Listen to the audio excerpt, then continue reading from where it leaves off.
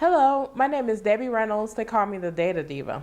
Today I want to talk about data privacy, GDPR, and immaterial harm. So there is a case that is going on in Germany right now that people are looking very closely at as it relates to GDPR and possible financial compensation to individuals. So people are calling this a multi-billion euro question.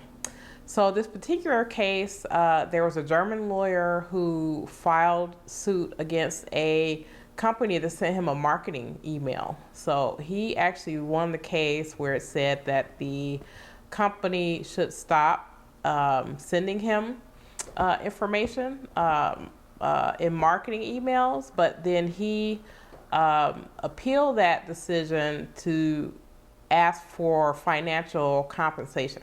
So the appeal was dropped back down to a lower court where they said that it wasn't really up to those lower courts to determine, or them to determine, whether that person is due compensation, especially because the harm to the person was immaterial. So they think that this particular case is going to end up going to high courts in Germany and possibly the EU high court to answer the question if someone is immaterially harmed. So let's say if someone sends you like one email, 10 emails, 100 emails for marketing and they don't stop, can a person be in the EU?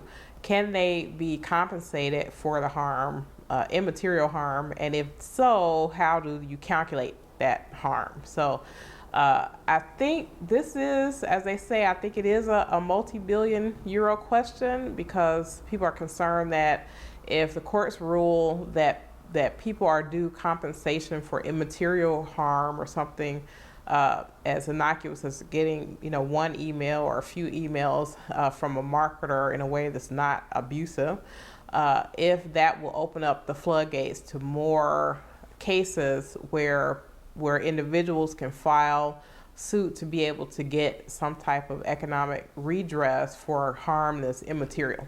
I think that there are other things going on in the EU about getting redress for material harm. Like one example is there's a case in Italy against Apple when they throttled certain older models of iPhones. So that's like a big case that's coming up. But that is considered like a material harm. So someone said, I have a phone, it doesn't work the same way that it used to.